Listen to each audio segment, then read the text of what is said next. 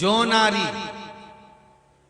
घर के काम में व्यस्त रहते रहते रहते रहते रहते रहते दोपहर की 12 निकल गई, मध्याह्न का समय निकल गया और इतनी काम में व्यस्त रही कि 4 बजे के बाद स्नान कर रही है। एक भी बार उसने सुबह से स्नान नहीं करा, इतनी काम में व्यस्त हो गई कि वो शाम को फिर 4 बजे के बाद स्नान कर रही है। तो हमारे शास्त्र कहते हैं वो नारी का सौभाग्य अखंड नहीं रह पाता।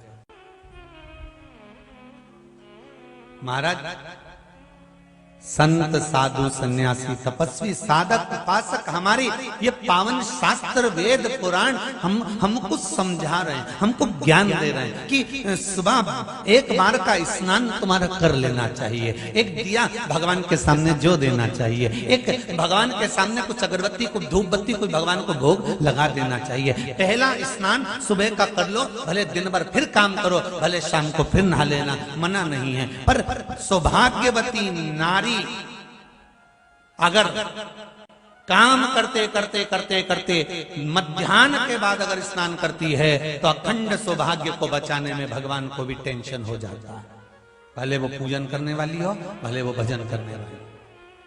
और कुमार्य अवस्था की भी माताओं से निवेदन है, कुमार्य अवस्था में रहने वाली जो बेटियां हैं, जो विवाह के लायक हैं, उनसे भी कहेंगे बेटा काम करो, मना नहीं है, पर पहले सुबह का एक बार स्नान जरूर करो, इसके बाद फिर भले शाम को काम करने के बाद अगर कपड़े गंदे हो जाए, मुख आदि गंदा हो जाए, फिर नहा लेना, मना नहीं। पर एक बार का सुबह का स्नान बहुत जरूरी है, बहुत जरूरी। जो बेटियां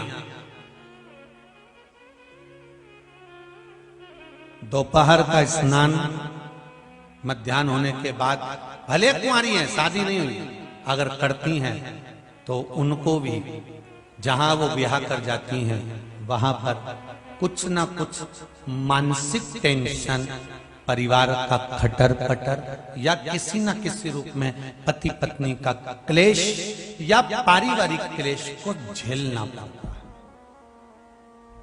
और जितनी बेटियां हैं कथा को सुनना और ध्यान लगाकर देखना कि तुमने कुंवारी अवस्था में कहीं दोपहर के बाद स्नान तो नहीं करा और ससुराल में टेंशन चल रहा है, तो उसका कारण तुम समझना कि तुम अच्छी हो, तुम्हारे परिवार वालों ने लड़का भी अच्छा देखा, फोन पे बात भी अच्छी करी, उसने 8 घंटा करी बापड़ा ने, 4-6 बार तो मिलने आ गया, वो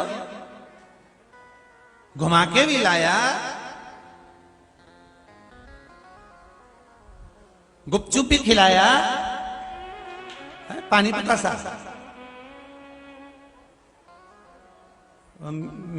चाउमीन भी खिलाया, सब खिलाया। फिर ऐसा क्या हो गया शादी के बाद कि 1-1.5 साल तो अच्छे रहे, उसके बाद तो क्लेश क्लेश क्लेश। पहले तो सास भी फोन करती थी, ससुरा भी बोलता था, सब प्रेम से बोलते, देवरानी जेठानी सब इतने अच्छे से बोलते थे। अब क्या हुआ? उसका कारण बेटियां एकांत में बैठकर सोचना कि कहीं तुमने कुंवारी अवस्था में या अपने ससुराल में कहीं पर भी मध्याह्न के बाद तो स्नान नहीं करा, उसको निकाल कर देखना, फिर सोचना हो। और जिनका सौभाग्य में अगर दिक्कत आई है,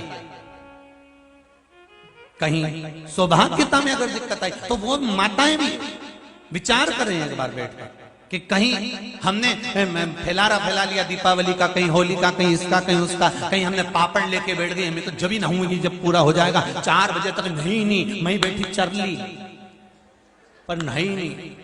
और शाम लाके रोटी भी दे दी, वहीं खा ली ने, हाथ पैर धो के फिर पापड़ बेलने बैठी गई और बजा दी 3-4, उसके बाद के अब तो नहाऊंगी और फिर नहाने गई। तो विचार करना कि सौभाग्य पर दिक्कत क्यों आई, कारण क्या बना है, बेटियों को तकलीफ क्यों है, उसका कारण हमें ढूंढना, कोई दूसरा नहीं ढूंढेगा।